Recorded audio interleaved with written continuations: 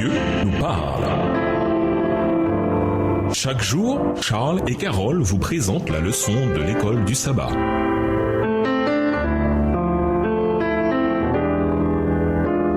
Bienvenue dans votre émission. Dieu nous parle. Nous voilà la leçon de jeudi, le problème de l'idolâtrie. Ésaïe 40 et versets 19 et 20. L'idolâtrie détruit une relation intime unique avec Dieu en le remplaçant par autre chose. Exode 20 versets 4 et 5, Ésaïe 42 verset 8. Ainsi, les prophètes font référence à l'idolâtrie comme étant un adultère spirituel. Jérémie 3 les versets 6 à 9, Ézéchiel 16 et versets 15 à 19. Lisons Ésaïe 41, le verset 29. De quelle manière Ésaïe caractérise-t-il les idoles? Comment comprenez-vous ce qu'il dit d'elle ici? Pourquoi s'agit-il d'une description précise de toute idole, quelle qu'elle soit? Ésaïe 41, verset 29. Voici, ils ne sont tous que vanité, leurs œuvres ne sont que néant, leurs idoles ne sont qu'un vain souffle. Les idolâtres anciens croyaient qu'ils adoraient des êtres divins puissants à travers des images ou des symboles les représentant. Adorer une idole représentant un autre Dieu enfreint le premier commandement. Tu n'auras point d'autre Dieu devant moi. Exode 20, le verset 3. Mais si une idole est conçue pour représenter le vrai Dieu, comme le veau d'or, Exode 32, les versets 4 et 5, le Seigneur rejette ce soi-disant portrait de lui, car nul ne sait comment le décrire. Deutéronome 4, les versets 15 à 19, et rien ne peut représenter sa gloire et sa grandeur incomparable. Ainsi, une idole elle-même fonctionne comme un autre Dieu, et l'adorer enfreint le premier et le deuxième commandement. Le peuple de Dieu n'a pas besoin d'idoles, car ils ont la véritable présence de la Shekinah avec eux dans son sanctuaire. Adorer une idole, c'est remplacer et par conséquent renier sa véritable présence. À quel type d'idolâtrie sommes-nous confrontés en tant qu'Église aujourd'hui? L'idolâtrie apparaît-elle de manière plus subtile dans l'Église aujourd'hui? Si oui, de quelle manière? Un grand nombre de ceux qui portent le nom de chrétiens servent d'autres dieux hormis le Seigneur. Notre Créateur exige notre dévotion suprême, notre fidélité première. Tout ce qui tend à diminuer notre amour pour Dieu ou à interférer avec le service qui lui est dû devient ainsi une idole. Extrait de The SDA Bible Commentary, le commentaire biblique adventiste, volume 2, le chapitre 1 Samuel 7, page 1011, livre écrit par Ellen G. White. Nous savons d'après les écrits anciens que l'idolâtrie était attrayante, car elle était liée au matérialisme. En se servant de modes d'adoration que les gens pouvaient comprendre, les idolâtres honoraient des forces qui, croyaient-ils, leur accorderaient fertilité et prospérité. C'était une religion de développement personnel. Cela vous rappelle quelque chose? Juste avant que le Seigneur ne revienne avec son chemin préparé par les travaux d'un dernier message de réconciliation délivré par Élie, Malachie 4, le choix sera le même qu'au jour d'Ésaïe. Allez-vous adorer le Créateur ou bien allez-vous adorer autre chose? Apocalypse chapitre 13 et 14. Car en fin de compte, nous adorons toujours quelqu'un ou quelque chose. Au revoir. Et à demain si Dieu veut.